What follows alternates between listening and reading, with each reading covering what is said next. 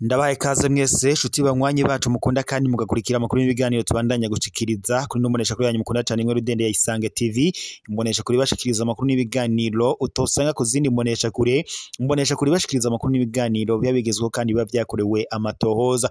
Nabakengurukiye mwese mudukurikira muri mucungara rigize igihugu cyacu Burundi, abadukurikira bari mu bihugu bibanyi ndetse n'abari mu makunguye kure mwese ndabaye kaze mu makuru yacu yisaha, amakuru meshi cyane, amakuru abayiri wavugwa mu mihinga itandukanye ndetse no mu bisata bitandukanye haba muri politiki, mu nkino, mwiperereza, mu gateka kazi na muntu mu ndero ndetse n'andi makuru yose bari karavugwa ngaha mu kibano.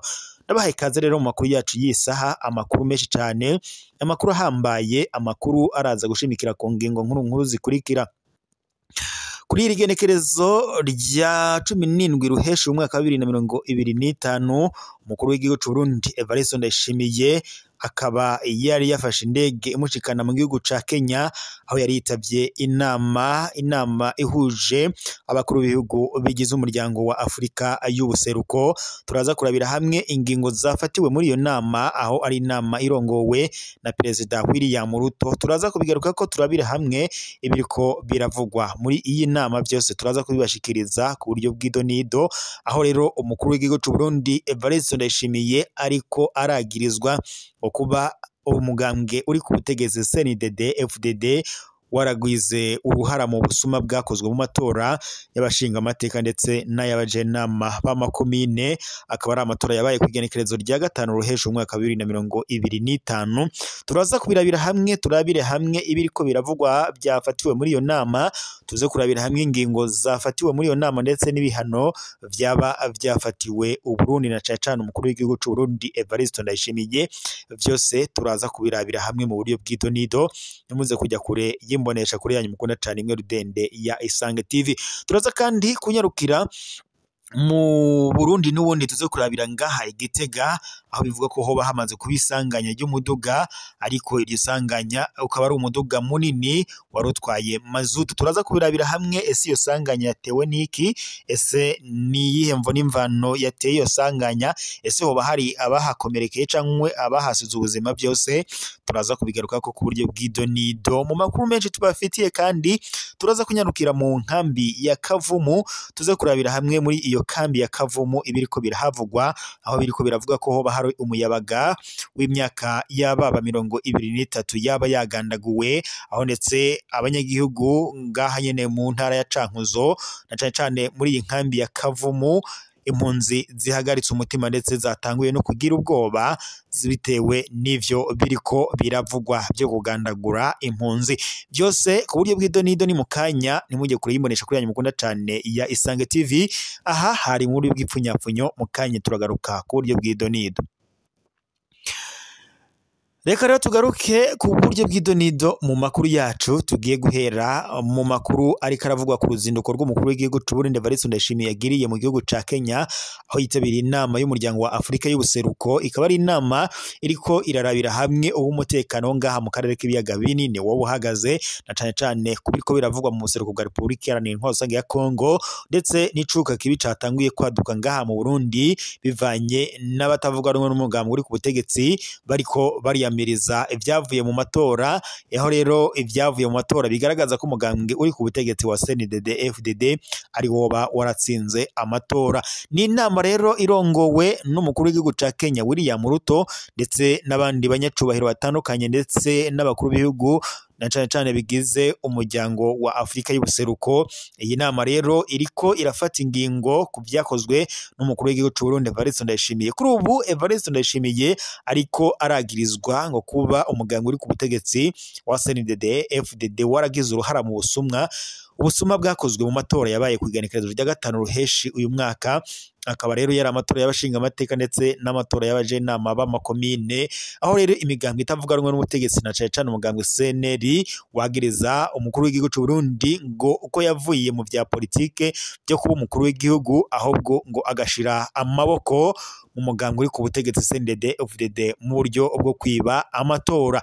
Evariste Ndayishimiye rero afatiwe ingingo zikomeye, biri kuvuga ko kuri ubu ngubu ashobora kwirukanwa muri iri shirahamwe ry'umuryango wa Afrika y'ubuseruko, ndetse Uburundi bugaca bushirirwa ko ibihano ngo bivanye nuko ngo yarenze ku mategeko agenga ibwirizwa shingiro ngaha mu Burundi, nk'uko bishikirizwa na bamwe mu batubereye aho iyo ntahe yariko irabera ngaha nyene mu gihugu ca Kenya, aho iyo nama iriko irabera. Tunyarukiye Gitega hoho isanganya ry'ibara mw'ibarabara rya Gitega Bujumbura, aho imodokari y'amazutu yaguye mw'ikorosi ya Rukoba. Mu gatondo ko kuri uyu wa 17 ruhesha umwaka wa 2025, aho bita kwibuka ku mutumba Rukoba muri komine Gitega habereye isanganya. Amakuru dukesha abari ngaho bahegereye nyine bavuga ko iryo sanganya aho ryabereye ata muntu n'umwe yaba yahaguye, ariko nyine iyo modokari yari ipakiye mazutu ngo yerekeza i Bujumbura yaciye itembera muri iryo korosi, gusa nta muntu n'umwe yoba ngo yahasize ubuzima. Ngo bishoboka ko umudereva ngo wayo ngo byaba byamugoye kuba yashobora gukata muri iri korosi, gusa nk'uko abari bahari babidushikiriza bavuga ko Imana yahabaye igakinga kuko ata muntu n'umwe yaba yahashize ubuzima, gusa bikavuga ko umudereva wayo ari we yaba yahakomerekeye. Naho abenegihugu bo muri ako gace baciye ngo bihutira kuvoma igitoro, ariko abajejwe umutekano ngo barabatesha aho muri iryo korosi, kandi ngo harakunze kubera impanuka cane, ndetse ngo ayo masanganya ngo kuko akunda kuhabera bivanye nuko ngo iryo korosi rigoye gukata ababa batwaye iyo miduga. Abenegihugu rero baho bo bakaba basaba ko ngo hoshirwaho ivyapa ngo kugira ngo bifashe abadereva kubona uko baharengana, nk'uko bishikirizwa na bamwe mu banyagihugu bari bari ngaho iyo sanganya yabereye. Tunyarukiye rero mw'ikambi ya Kavumu, umwe mu mpunzi z'abanyarwanda yishwe anizwe hafi y'ikambi, batatu mu bikerwa bakaba bamaze guhagarikwa. Cankuzo kwa 16 ruhesha umwaka wa 2025, umusore w'umunyarwanda w'impunzi yaricishijwe nabi imbugita hafi y'ikambi y'impunzi ya Kavumu mu buseruko bw'u Burundi. Impunzi zitatu z'abakongomani zarahagaritswe. Iryo bara ryatumye ndetse hasubira kwibonekeza ubwoba ku bijanye n'umutekano mu makambi y'impunzi. Yusef w'imyaka 23 yatewe mw'ijoro ryo kuwa gatatu igenekerezo rya 11 ruhesha umwaka hafi yahitwa ku Muheto, hafi cane y'igipolisi kijejwe umutekano w'ikambi ya Kavumu iri mu ntara ya Cankuzo. Uwo musore yakorera mu bunywero n'uburiro biri hafi yaho nyene yagandaguriwe. Kubw'amasoko muri iyo kambi, umwe mu bayabaga yatewe n'abantu bataramenyekana mu gihe yariko yerekeza aho aruhukira. Yoba yabanje kandi gukubitwa mu nyuma aranigwa. Nubwo yabanjwe Murantunga, nubwo yajanywe ku bitaro vyihuta cane, yaciye apfa muri iryo joro nyene kubera kuvirirana. Yusef yari umuntu w'umunyamahoro akundwa cane mw'ikambi, kandi yakora cane kugira ngo abone ikimutunga. Imana imwakire. Ibi biradusaba ko ubutungane bukora, niko umwe mu bo mu muryango wiwe avuga, nawe nyene akaba ari impunzi y'umunyarwanda. Ihagarikwa ry'abantu batatu. Igipolisi c'u Burundi kivuga ko camaze guhagarika imiyabaga itatu y'abakongomani ku mvo z'amatohoza, ariko harakorwa abandi bikekwa.